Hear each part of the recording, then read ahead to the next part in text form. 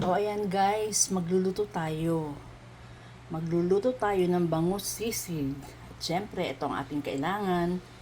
Bangus, maraming sibuyas, at siling berde.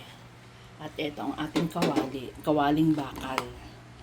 Mainit na yan guys. Nilagyan ko na ng mantika. Mag-uumpisa na tayo magluto. O ayan guys, mainit na ang ating kawali. Ilalagay natin ang bangus.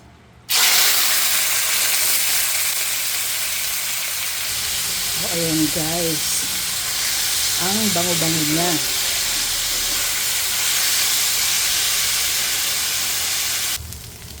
Ilagay natin ang sibuyas.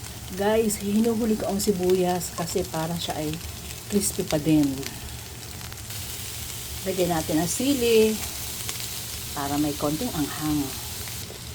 Guys, sisig ang ating ulam. At eto naman ang ating gulay. Ampalaya, kamatis, sibuyas, at ham. Yan yung ham na nasa freezer na tira pa namin ng Pasko. Guys, marami pang ham. At syempre lalagyan natin ng itlog.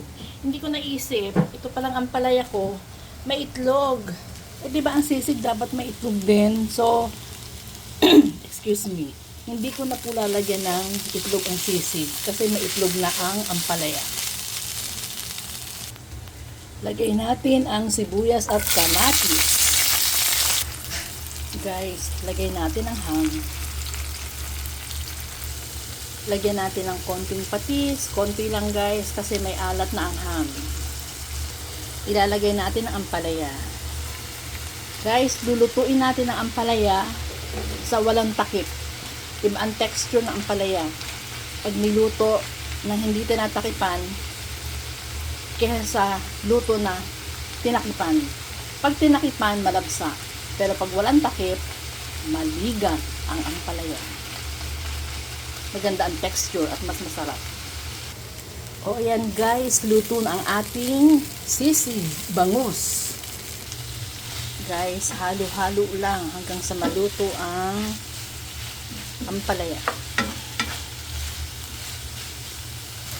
O ayan guys, lagay na natin ang itlog.